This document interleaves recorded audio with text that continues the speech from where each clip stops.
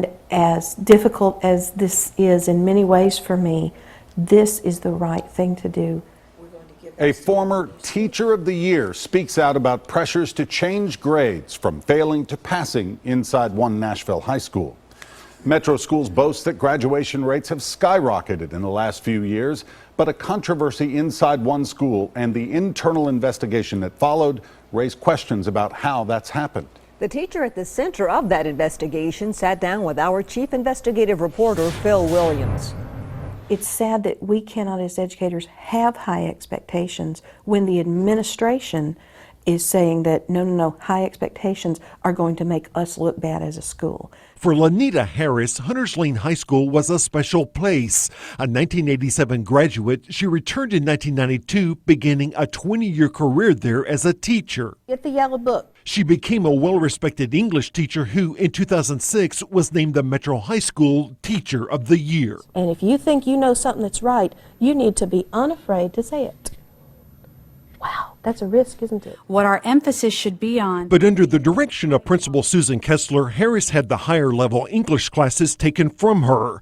She was assigned to teach English 2 to a group of struggling students. I had tried everything I knew to do, and the scores, their performance was still very poor. In the classroom? In the classroom. Then in March 2012, Harris says an assistant principal came to her at the end of one grading period with a message. She had too many failures, almost half of the students were failing, and something needed to be done. His instruction: I needed to change every grade, failing grade for every student, that it had to be changed to a 70, which is a passing grade of a D. Every single grade? Every single grade. She pulled out a sheet of paper to document it all. Let me make this clear.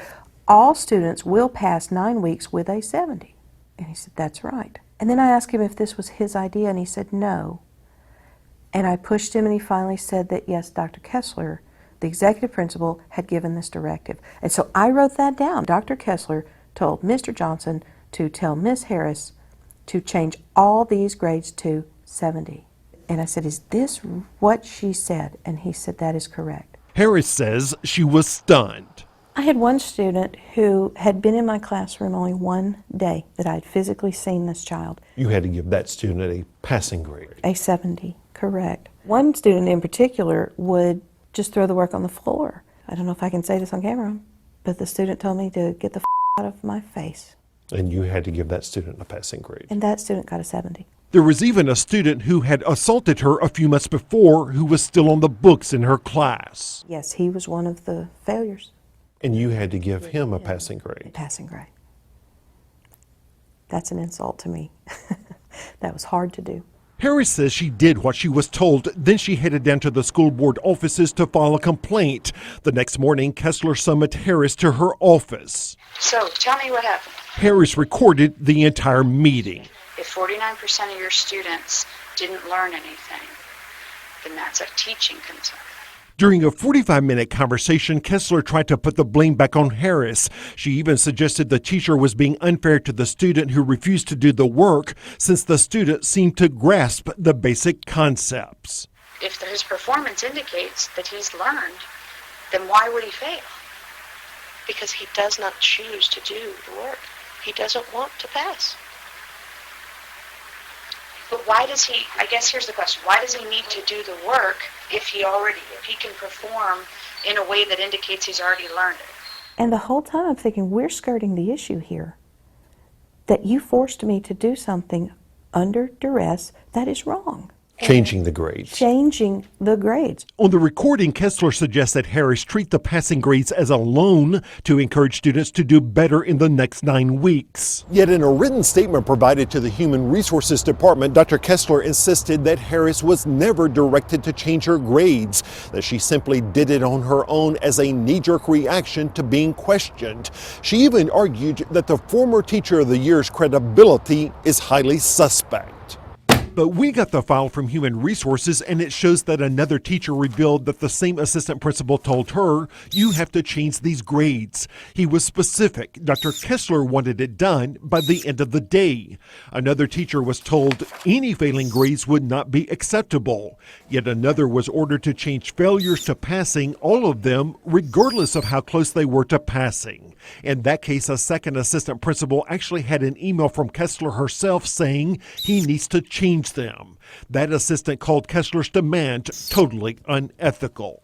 This piece of the contract. But when word got to Chief Academic Officer Jay Steele's office, higher-ups decided there was no violation of policy. Still, in an email, the lead principal over all Metro high schools cautioned Kessler, you must do everything you can not to exacerbate the problem in any way that may cause the teachers to take their complaints elsewhere. A successful teacher in Metro under this regime is going to be a teacher who is willing to sacrifice those things and say nothing about it.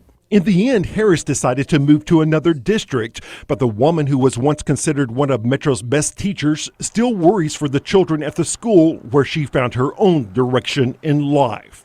We're setting them up for failure. We're lying to them, and we're lying to their parents, and we're lying to the public to say, we have these high graduation rates, look at how much good we're doing.